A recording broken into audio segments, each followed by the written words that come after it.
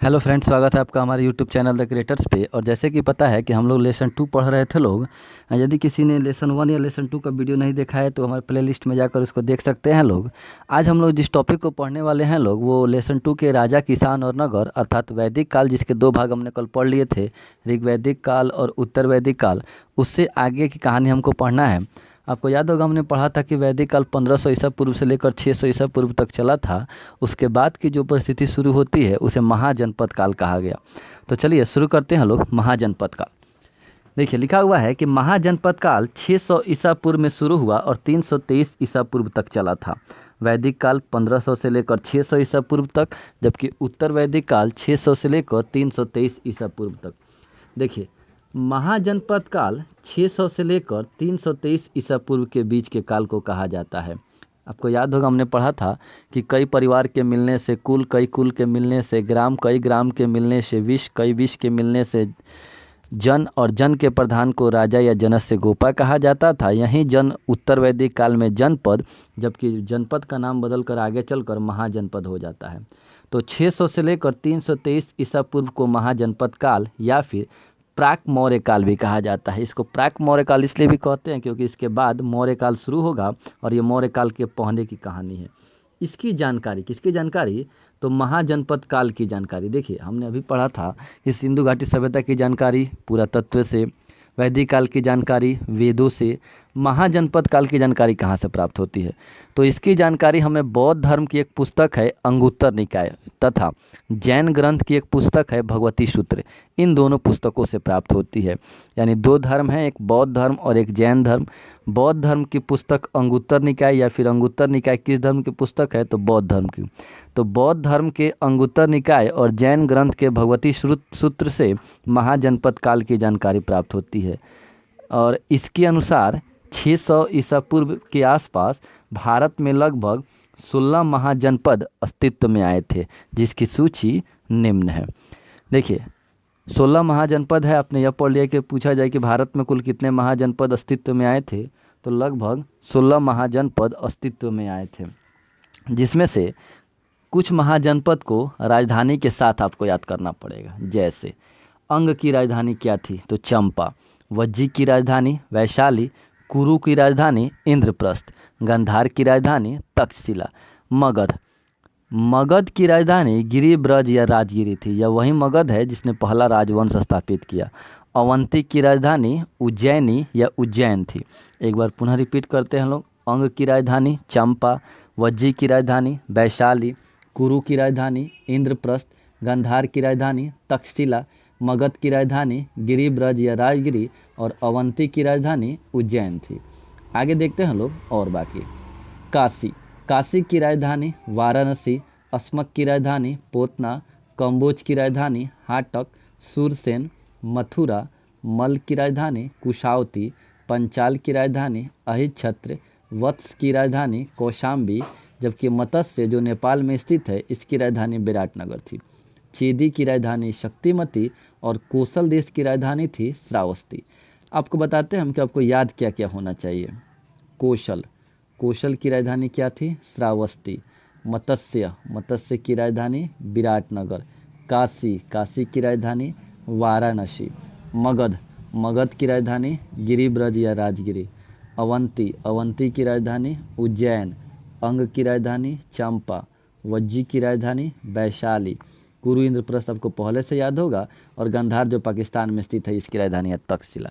तो जितना गोल घेरा गया है आपको कम से कम उतने महाजनपद और उनकी राजधानी याद होनी चाहिए। कुल कितने महाजनपद थे? 16। इससे जुड़े हुए 2-3 टॉपिक है। जैसे इन 16 महाजनपदों में सबसे अधिक महाजनपद किस राज्य में मिले हैं? तो 16 महाजनपदों में सबसे अधिक महाजनपद उत्तर प्रदेश में थे। लगभग 8 महाजनपद उत्तर प्रदेश में स्थित है। जबकि बिहार में कुल कितने महाजनपद अस्तित्व में थे? तो 3। तो 16 महाजनपद में सबसे अधिक किस राज्य में थे? तो उत्तर प्रदेश। बिहार में कितने थे? तो 3। उत्तर प्रदेश में कितने थे? तो 8।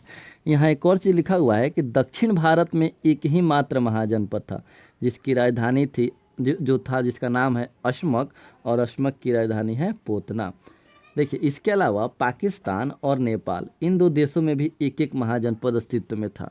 पाकिस्तान में था गांधार जिसकी राजधानी थी तक्षशिला, जबकि नेपाल में था मत्स्य जिसकी राजधानी थी विराटनगर।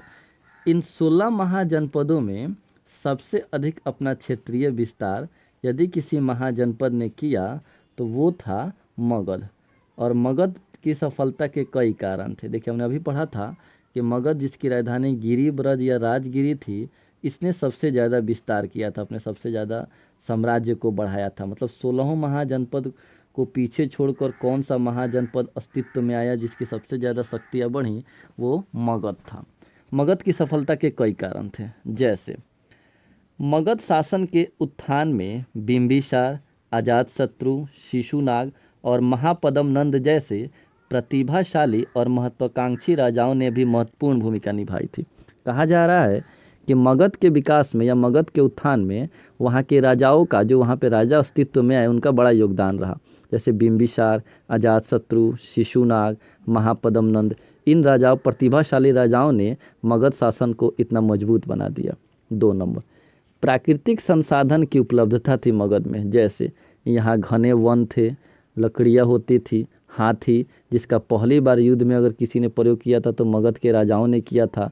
इसके अतिरिक्त राजगीर के निकट विशाल लोहे का भंडार था जिससे अस्त्र शस्त्र बनाए जा सकते थे। यहाँ की भूमि उर्वर थी और सिंचाई की पर्याप्त सुविधा थी, यानी धन धान्य से भी ये क्षेत्र उपजाऊ था। आर्थिक स्थिति में जैसे उन्नत कृषि था, उत्पादन काफ़ी अधिक होता था, टैक्स सिस्टम अच्छा था, अस्थायी सेना होती थी और राजधानी का सुरक्षित होना भी मगध की सफलता का कारण बना। इसके अतिरिक्त यह जो राजगीर है, जो उसकी राजधानी हुआ करती थी, यह 7 पहाड़ियों से घिरा हुआ था। पाटलिपुत्र गंगा, गंडक और सोन नदी के संगम पर स्थित था और एक महत्वपूर्ण जल दुर्ग के समान था। इस प्रकार इन सभी स्थितियों के कारण मगध साम्राज्य का उदय हुआ, जिसके प्रारंभिक इतिहास की जानकारी हमें महाभारत और पुराण जैसे कई ग्रंथों से प्राप्त होती है। मगध का जो पहला राजवंश बना था उसका नाम था बृहद्रथ वंश, क्योंकि उसके संस्थापक का नाम ही बृहद्रथ था। तो अभी हमने पढ़ा कि मगध की सफलता के कई कारण थे, इसमें से 4 कारण हमने पढ़ा। प्रतिभाशाली राजा, घने वन, लकड़ी, अधिशेष उत्पादन, उर्वर भूमि, सिंचाई, अस्थायी सेना। इसके अतिरिक्त राजगीर जो उसकी राजधानी थी उसका एक सुरक्षित होना, एक जल दुर्ग का होना और बहुत सारे अच्छे अच्छे राजाओं का होना। इस कारण से मगध सफल हुआ। जो पहला राजवंश बना वो बृहद्रथ वंश था, जिसके संस्थापक बृहद्रथ थे। आगे बढ़ते हैं। देखिए, बृहद्रथ का पुत्र था जरासंध, जिसकी कुश्ती भीम से हुई थी। जब भी क्वेश्चन पूछा जाता है कि बृहद्रथ का पुत्र कौन था तो जरासंध, या जरासंध किसका पुत्र था तो जरासंध किसका पुत्र था तो बृहद्रथ का, और इसी की कुश्ती हुई थी भीम से। भारत का प्रथम प्रमाणित वंश, यानी बृहद्रथ वंश को पूर्णतः प्रमाण नहीं मिल पाता है, लेकिन यदि पूछा जाए कि भारत में भारतीय इतिहासकारों द्वारा प्रमाणित प्रथम वंश कौन सा था तो वो हर्यक वंश था, जिसके संस्थापक बिंबिसार थे। तो हर्यक वंश भारत का प्रथम प्रमाणित वंश हर्यक वंश के संस्थापक बिंबिसार। यानी कि आगे हमें जिस कहानी पढ़नी है वो बिंबिसार और हर्यक वंश से जुड़ा हुआ है। चलिए शुरू करते हैं हम लोग हर्यक वंश। देखिए लिखा हुआ है, हर्यक वंश का संस्थापक बिंबिसार था। इसकी राजधानी वहीं मगध की तरह गिरिब्रज या राजगिरी थी। बिंबिसार नियमित और अस्थायी सेना रखने वाला पहला शासक था।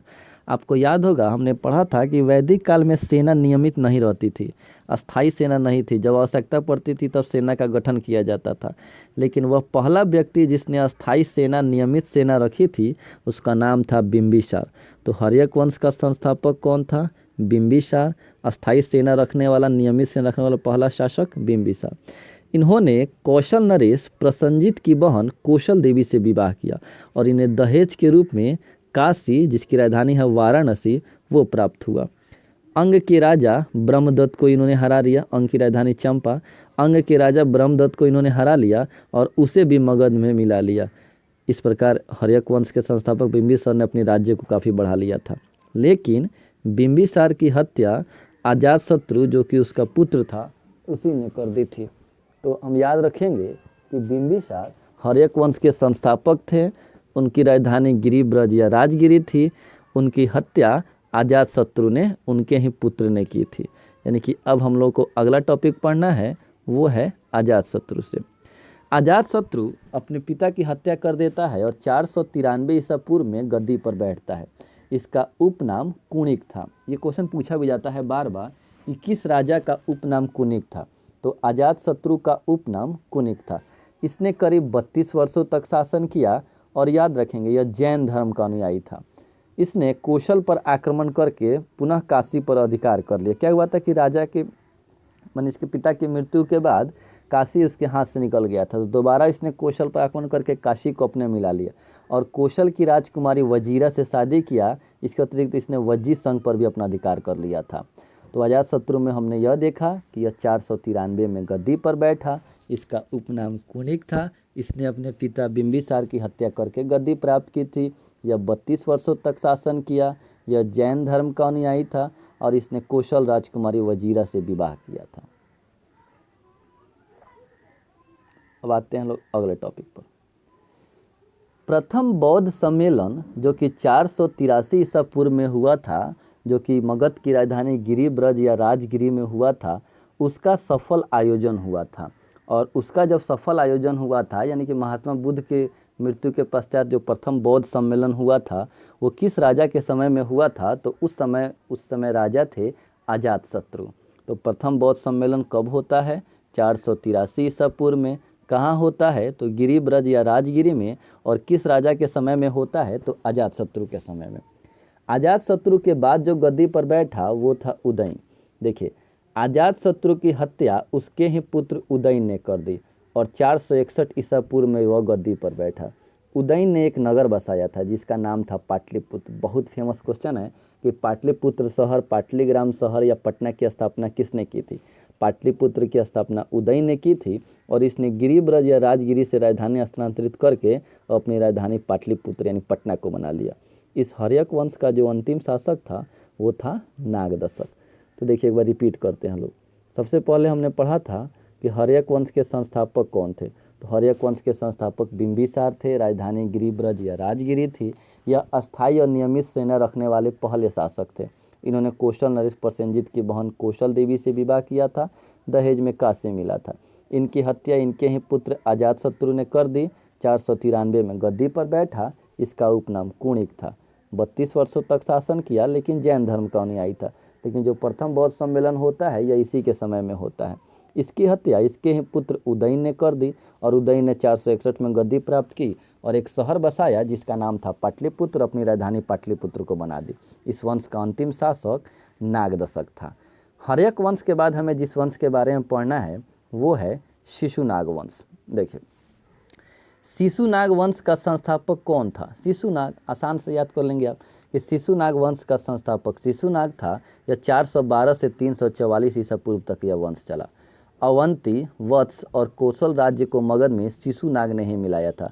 अवंती महाजनपद है उज्जैन जिसकी राजधानी थी, वत्स जिसकी राजधानी कौशाम्बी थी, कौशल, इन तीनों को मिलाने वाला शासक कौन था? तो शिशुनाग ही था। शिशुनाग का उत्तराधिकारी हुआ कालाशोक।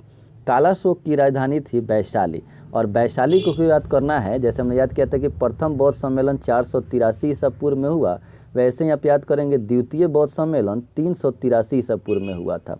प्रथम 483 में, द्वितीय 383 में। प्रथम के समय राजा अजातशत्रु थे जबकि दूसरे के समय राजा कालाशोक थे। अब आते हैं लोग अंतिम नंद वंश पर। नंद वंश का संस्थापक महापदम नंद था और आपको बस इतना ही याद करना है, इससे ज़्यादा डीपली जाने की जरूरत नहीं है। जितना हमारा आवश्यकता है हम उतना ही पढ़ेंगे लोग। वैसे भी आपको बहुत सारा ऑब्जेक्टिव रिपीट करा दे रहे हैं। नंद वंश का संस्थापक महापदम नंद था। देखिए इतना बड़ा नाम है, आपको ऑलरेडी याद हो जाएगा कि नंद वंश का संस्थापक कौन था। तो नंद वंश का संस्थापक महापदम नंद था, जबकि नंद वंश का 9वां और अंतिम शासक घनानंद था। देखिए घनानंद के नाम आते ही आपको याद आ गया होगा।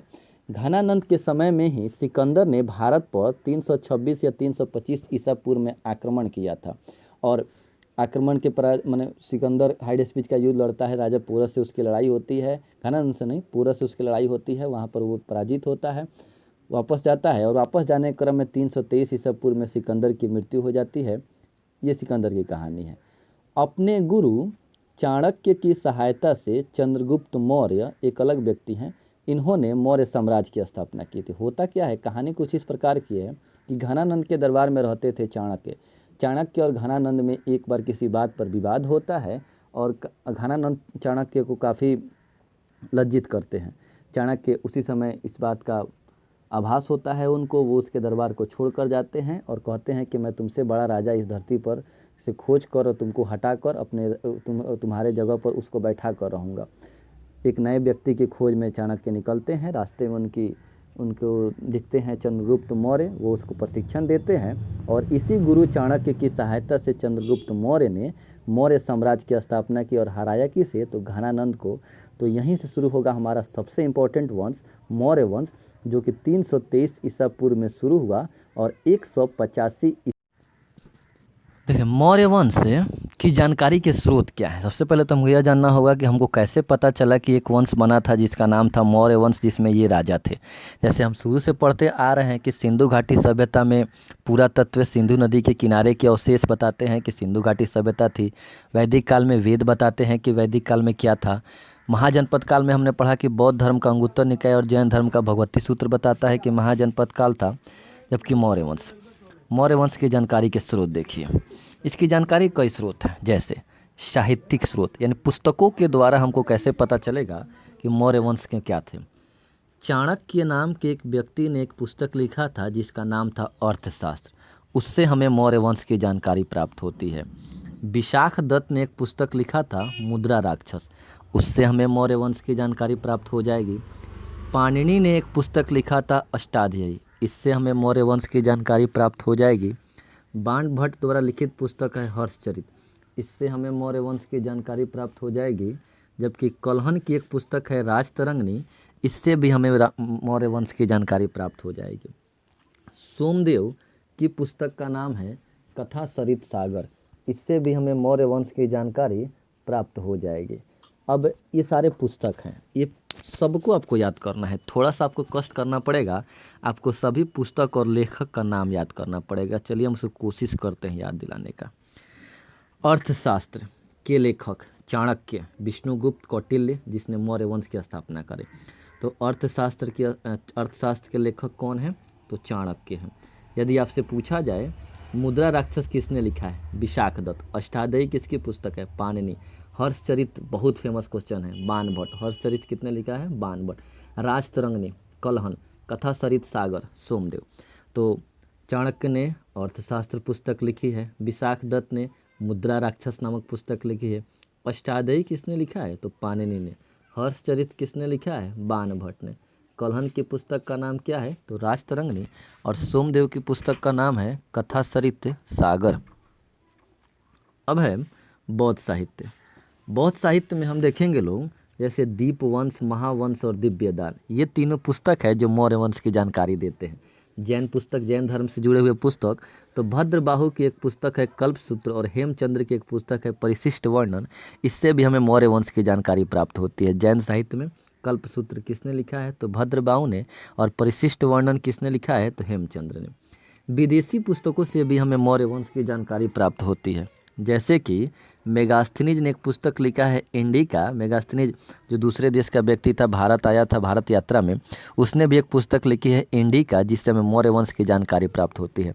इतना ही नहीं, कुछ पुरातात्विक स्रोत भी है, उससे भी हमें मौर्य वंश की जानकारी प्राप्त होगी। जैसे अशोक के कुल 40 अभिलेख हैं, जिसे सर्वप्रथम 1750 में पाद्रे टी फैनथेलर नाम के व्यक्ति ने खोजा था, जबकि 1837 में जेम्स प्रिंसेप ने पढ़ा था।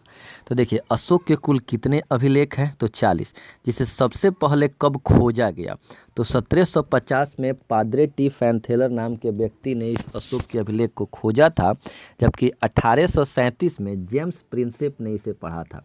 आप दोनों को कंठस्थ याद रखेंगे कि खोजा गया 1750 में और पढ़ा गया 1837 में। पाद्रे टी फैनथेलर नाम के व्यक्ति ने खोजा था, जबकि जेम्स प्रिंसेप नाम के व्यक्ति ने इसे पढ़ा था। और मौर्य वंश के स्थापना हो जाती है चंद्रगुप्त मौर्य के द्वारा। इसकी कहानी हम लोग चंद्रगुप्त मौर्य से शुरू करेंगे लोग। देखिए, सबसे पहला है कि 305 ईसा पूर्व में सिकंदर के प्रतिनिधि सेल्यूकस निकेटर को चंद्रगुप्त मौर्य ने पराजित कर दिया और उनकी पुत्री से विवाह किया। दहेज के रूप में चंद्रगुप्त मौर्य को काबुल, कंधार, मकरान और हेरात जैसे 4 राज्य प्राप्त हुए। तो चंद्रगुप्त मौर्य के बारे में हमने पहला पढ़ा कि मौर्य वंश की स्थापना किसने की थी, तो चंद्रगुप्त मौर्य ने। 305 ईसा पूर्व में इन्होंने सिकंदर जो अपने प्रतिनिधि छोड़कर गया था, जिसका नाम था सेल्यूकस निकेटर, जो उसका सेनापति भी था, उसकी पुत्री से विवाह किया और दहेज के रूप में काबुल, कंधार, मकरान और हेरात जैसे राज्य प्राप्त हुए। सेल्यूकस का राजदूत जो कि मेगास्थनीज था, वो चंद्रगुप्त मौर्य के दरबार में रहने लगा और लगभग कितने साल तक रहा था, तो 6 साल तक रहा। मेगास्थनीज जो कि चंद्रगुप्त मौर्य के दरबार में रहता था, उसने एक पुस्तक लिखी थी। पुस्तक का नाम है इंडिका। और अब आपको कंठस्थ याद कर लेना ही है कि मेगास्थनीज किसके दरबार में रहते थे, तो चंद्रगुप्त मौर्य के दरबार में। और कितने साल तक रहे थे, तो लगभग 6 साल तक रहे थे। और इनके द्वारा लिखी गई पुस्तक का नाम क्या है, तो इंडिका। पिछले साल ही बोर्ड एग्जाम में यह क्वेश्चन पूछा गया था कि इंडिका किसकी पुस्तक है, तो इंडिका को लिखने वाले व्यक्ति का नाम है मेगास्थनीज। चंद्रगुप्त मौर्य ने अपने अंतिम समय में जैन धर्म को अपना लिया था और वो जैनी संत भद्रबाहु के साथ श्रवणबेलगोला चले गए, जो कि कर्नाटक में स्थित है।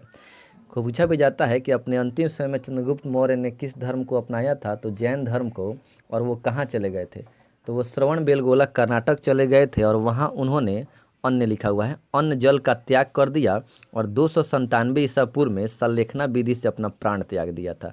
अर्थात जैन धर्म को स्वीकार करने के बाद वे श्रवणबेलगोला कर्नाटक चले गए अपने अंतिम समय में। और श्रवणबेलगोला के कर्नाटक में जब जैन गुरु जो भद्रबाहु थे, उन्हीं के साथ यह रह रहे थे और अन्न जल का इन्होंने त्याग कर दिया और सल्लेखना विधि से इन्होंने अपना प्राण त्याग दिया। यानी चंद्रगुप्त मौर्य की मृत्यु कब हो जाती है, तो 297 ईसा पूर्व में। उसके बाद जो व्यक्ति गद्दी पर आता है वो उनका पुत्र था, जिसका नाम था बिंदुसार। बिंदुसार 297 ईसा पूर्व में गद्दी पर बैठता है और 273 ईसा पूर्व तक गद्दी पर धारण करता है।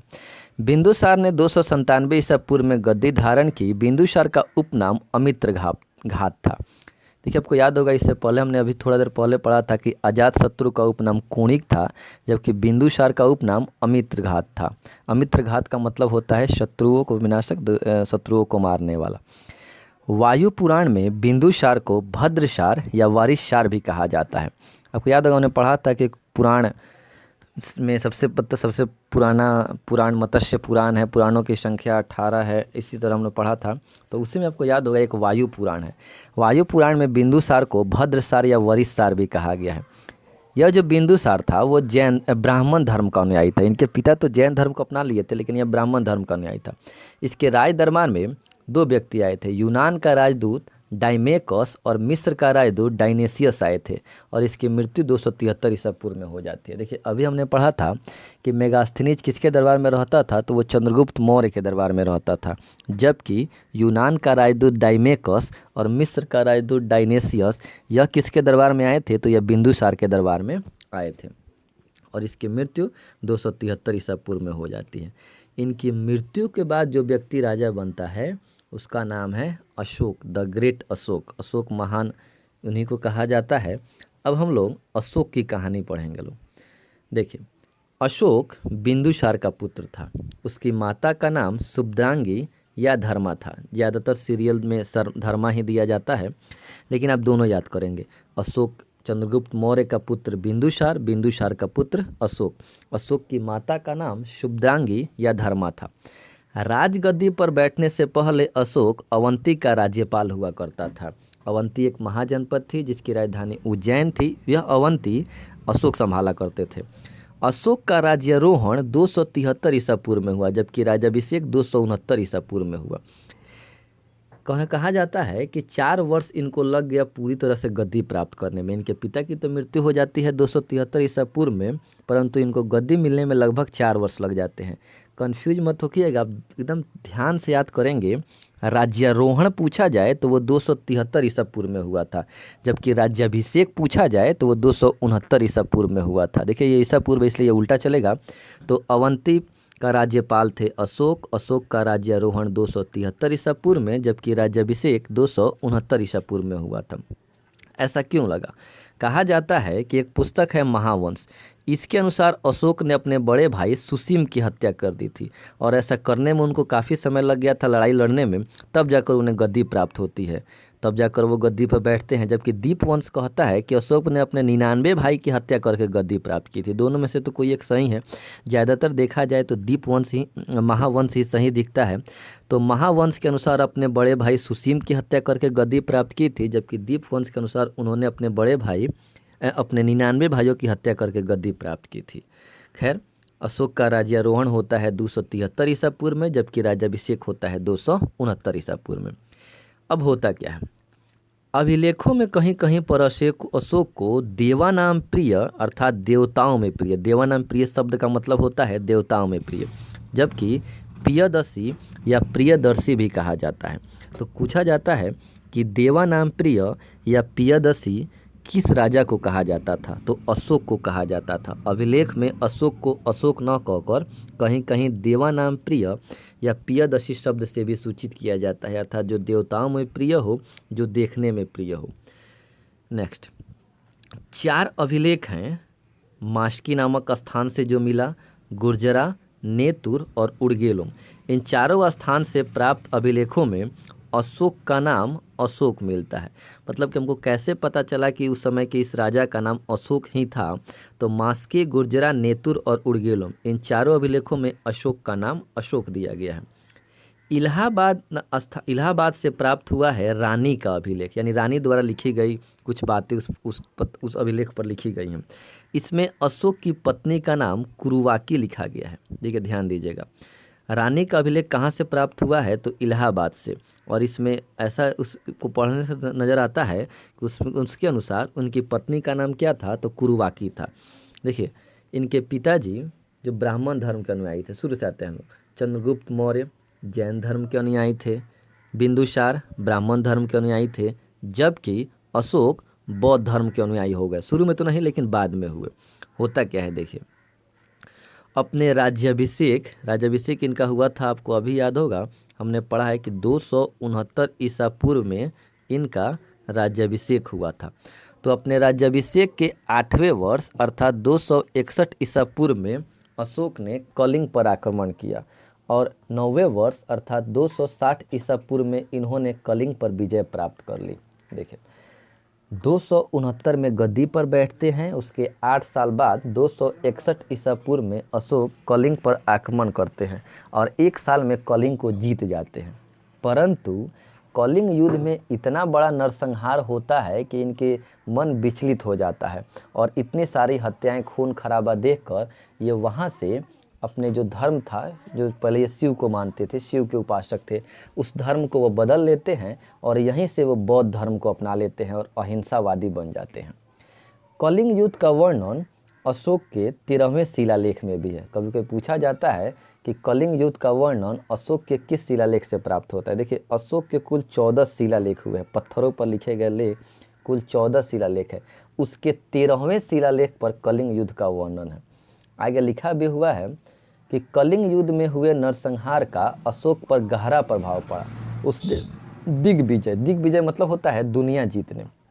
उसने दिग्विजय के स्थान पर धम्म विजय की नीति अपना ली और कलहन की राजतरंगिणी के अनुसार, याद रखिएगा राजतरंगिणी किसने लिखा है, तो कलहन ने।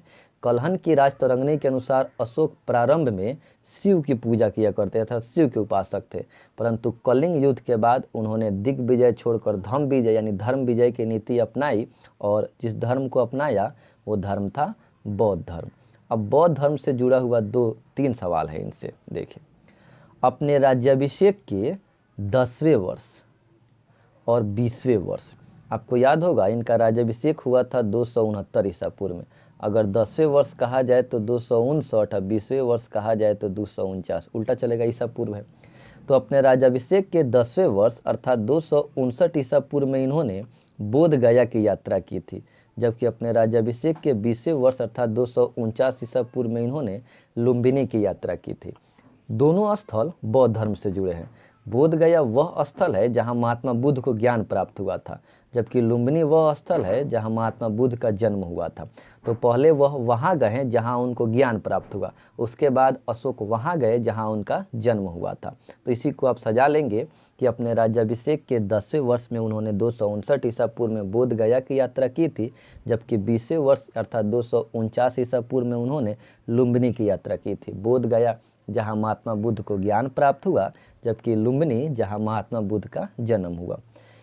इसी के साथ आपको एक और चीज़ याद करना है। जैसे हमने पढ़ा था कि प्रथम बौद्ध सम्मेलन 483 में, दूसरा बौद्ध सम्मेलन 383 में, पहला अजातशत्रु के समय में, दूसरा कालाशोक के समय में, जबकि तीसरा बौद्ध सम्मेलन 250 या फिर 255 लिखा रहेगा। अधिकतर जगह पर 255 ही लिखा रहेगा। तो 255 ईसा पूर्व में अशोक ने कराई थी तीसरे बौद्ध सम्मेलन का आयोजन, और पहला हुआ था राजगिरी में, दूसरा हुआ था वैशाली में, जबकि तीसरा हुआ था पाटलिपुत्र में। तो तृतीय बौद्ध सम्मेलन पाटलिपुत्र में हुआ था। इसका आयोजन अशोक ने कराया था, जो कि 255 ईसा पूर्व में हुआ था। आते हैं लोग कुछ अन्य ऑब्जेक्टिव्स पर, जैसे शिलालेख। अभी आपको बताएं हम कि अशोक के कुल 14 शिलालेख हैं, जिसमें से आपको 2 ही 3 याद करने हैं। पढ़ना तो सब है, लेकिन सब नहीं, कुछ कुछ पढ़ लीजिए, लेकिन आपको याद 2 या 3 कन्फर्म होना चाहिए। सबसे पहले तो आपको वो याद होना चाहिए कि कलिंग युद्ध का वर्णन किस शिलालेख में। अभी हमने पढ़ा है कि कलिंग युद्ध का वर्णन 13वें शिलालेख में, लेकिन चलते हैं लोग, कुल कितने शिलालेख हुए? 14 शिलालेख हुए हैं। इसी में लिखा हुआ है कि प्रथम शिलालेख है, उसमें पशु बलि और सामाजिक समारोह पर प्रतिबंध लगाने की बात कही गई है। 8वें शिलालेख में धार्मिक यात्राओं का उल्लेख है, जबकि 11वें शिलालेख में धर्म क्या है इस बात की व्याख्या की गई है। अब ध्यान देंगे, प्रथम शिलालेख पशु बलि और सामाजिक समारोह पर प्रतिबंध लगा दिया गया। अशोक अब बौद्ध धर्म के अनुयायी हो चुके थे, वे मार काट में विश्वास नहीं रखते थे। सामाजिक समारोह पर प्रतिबंध लगा दिया। 8वें शिलालेख में उन्होंने धार्मिक यात्राओं के बारे में कहा, जबकि 11वां शिलालेख में धर्म की व्याख्या की गई है। 13वें शिलालेख में कलिंग युद्ध का वर्णन, और सबसे इंपॉर्टेंट यही है कि किस शिलालेख में कलिंग युद्ध का वर्णन किया गया है। तो अशोक के 13वें शिलालेख में कलिंग युद्ध का वर्णन किया गया है। 14 शिलालेख थे, जिसमें से 13वां आपको कम से कम याद होना चाहिए। अशोक के कुल 7 स्तंभ लेख है। स्तंभ का मतलब होता है एक पिल्लर टाइप का, खंबा टाइप का लेख है, गोल बड़ा सा, जिस पर कुछ अशोक के द्वारा कही गई बातें लिखी गई हैं। तो अशोक के शिलालेख कितने हैं? तो 14। स्तंभ लेख कितने हैं? तो 7। और अभिलेख कितने हैं? तो 40 है। अभिलेख शुरू में उन्होंने पढ़ा था कि 1750 में इसे खोजा गया, 1837 में पढ़ा गया। शिलालेख कितने हैं? तो 14। स्तंभ लेख कितने हैं? तो 7। जैसे यहाँ लिखा हुआ है कि अशोक के कुल स्तंभ लेखों की संख्या 7 है, जो अलग अलग स्थान से प्राप्त हुए हैं। जैसे दिल्ली टोपरा स्तंभ लेख, यह पहले उत्तर प्रदेश के टोपरा नामक स्थान पर था। दिल्ली टोपरा स्तंभ लेख प्रारंभ में उत्तर प्रदेश के टोपरा नामक स्थान पर था, लेकिन बाद में फिरोज शाह तुगलक नाम के राजा ने इसे दिल्ली में स्थानांतरित कर लिया। इसी से जुड़ा हुआ दूसरा है दिल्ली मेरठ स्तंभ लेख। यह भी पहले उत्तर प्रदेश के मेरठ नामक स्थान पर था, बाद में फिरोज शाह तुगलक ने इसे दिल्ली ला लिया। तो दिल्ली टोपरा और दिल्ली मेरठ दोनों फिरोज शाह तुगलक द्वारा दिल्ली ला लिया गया। दिल्ली टोपरा पहले उत्तर प्रदेश के टोपरा में था, जबकि दिल्ली मेरठ पहले मेरठ के नामक स्थान पर हुआ करता था। इसके बाद है प्रयाग कौशाम्बी अभिलेख। यह पहले कौशाम्बी नामक स्थान पर स्थित था, बाद में इसे अकबर द्वारा इलाहाबाद के किले में स्थापित करा दिया गया। एक आपने लौरिया का स्तंभ लेख भी पढ़ा होगा, सुना होगा। अब आते हैं लोग अशोक के कुछ लघु शिलालेख पर। देखिए लिखा हुआ है, गुर्जरा नामक स्थान है जो कि मध्य प्रदेश में स्थित है। यहाँ से अशोक के कुछ लघु छोटे से शिलालेख प्राप्त हुए हैं। भाबरू नामक स्थान जो राजस्थान में स्थित है, वहाँ से कुछ लघु शिलालेख प्राप्त हुए हैं। नेतुर और उर्गेलम दोनों कर्नाटक से हैं, और आपको ये चारों क्यों पढ़ना है, क्योंकि इन्हीं चारों शिलालेखों में अशोक का नाम अशोक मिलता है। तो गुर्जरा शिलालेख कहाँ से प्राप्त हुआ है? तो मध्य प्रदेश से। भाबरू राजस्थान से। नेतुर और उरेगलम ये कर्नाटक से प्राप्त हुए हैं, जिसमें अशोक का नाम अशोक मिलता है। अब अगर आपसे पूछा जाए कि अशोक का सबसे लंबा अभिलेख कौन सा है, तो 7वां अभिलेख अशोक का सबसे लंबा है, जिसमें अशोक ने तीर्थ यात्राओं का उल्लेख किया था। नेक्स्ट, अशोक के समय मुख्यमंत्री और पुरोहित की नियुक्ति के पूर्व उनके चरित्र को परीक्षा जाता था, टेस्ट होता था, जिसे उपदा परीक्षण कहा गया है। हो सकता है क्वेश्चन पूछा जाए कि उपदा परीक्षण किस राजा के समय में होता था, तो अशोक के समय में, और किस लिए, तो मुख्यमंत्री और पुरोहित की नियुक्ति से पहले जो उनके चरित्र को परीक्षा जाता था उसे ही उपदा परीक्षण कहा गया। अशोक के समय में प्रांत यानी राज्यों की संख्या कुल 5 हुआ करती थी। इन प्रांतों को चक्र कहा जाता था। याद रखेंगे कि अशोक के समय में प्रांत कितने थे, तो 5 थे, जिन्हें चक्र कहा जाता था। जैसे उत्तर में था उत्तरापथ, जिसकी राजधानी तक्षशिला थी। दक्षिणापथ में सुवर्णागिरी, अवंती की राजधानी उज्जैन थी, प्राच्य की राजधानी पाटलिपुत्र थी, जबकि कलिंग, जिसको इसने 261 ईसा पूर्व में जीता, उसकी राजधानी तोसली थी। तो अशोक के समय में कितने प्रांत थे, तो 5। उत्तरापथ की राजधानी तक्षशिला, 5 आपको याद करने हैं। उत्तरापथ की राजधानी तक्षशिला, दक्षिणापथ की राजधानी सुवर्णागिरी, अवंती की राजधानी उज्जैन, प्राच्य की राजधानी पाटलिपुत्र, जबकि कलिंग की राजधानी तोसली हुआ करती थी। मौर्य साम्राज्य की अगर केंद्रीय राजधानी पूछे तो वो पाटलिपुत्र थी, जिसकी स्थापना उदय ने किया था, शुरू में हमने पढ़ा था। और यदि राज्य चिन्ह पूछा जाए तो वो मोर यानी कि मयूर होता था। प्रशासन की सबसे छोटी इकाई ग्राम थी, जिसका मुखिया ग्रामिक होता था। आपको याद होगा, हमेशा से हम पढ़ते आ रहे हैं कि भारत में प्राचीन इतिहास में समाज को 4 भागों में बांटा गया है। मेगास्थनीज के अनुसार मौर्य साम्राज्य 7 भागों में विभक्त है। मेगास्थनीज, जिसने इंडिका पुस्तक लिखी है, यह कहता है कि मौर्य साम्राज्य में जो वर्ण था वो 7 भागों में बटा था। जबकि अर्थशास्त्र के लेखक जो चाणक्य हैं, जो चंद्रगुप्त मौर्य के सहायता किए थे, जिनका विष्णुगुप्त या कौटिल्य उपनाम है, इनके अनुसार मौर्य वंश में जो वर्ण था वो 4 ही भागों में बटे हुए थे। तो सबसे ज़्यादा सूटेबल तो यहीं दिखता है, चाणक्य के अनुसार ही मौर्य साम्राज्य में जो वर्ण व्यवस्था थी वो 4 भागों में बटी हुई थी। आगे है कि 232 ईसा पूर्व में अशोक की मृत्यु हो जाती है।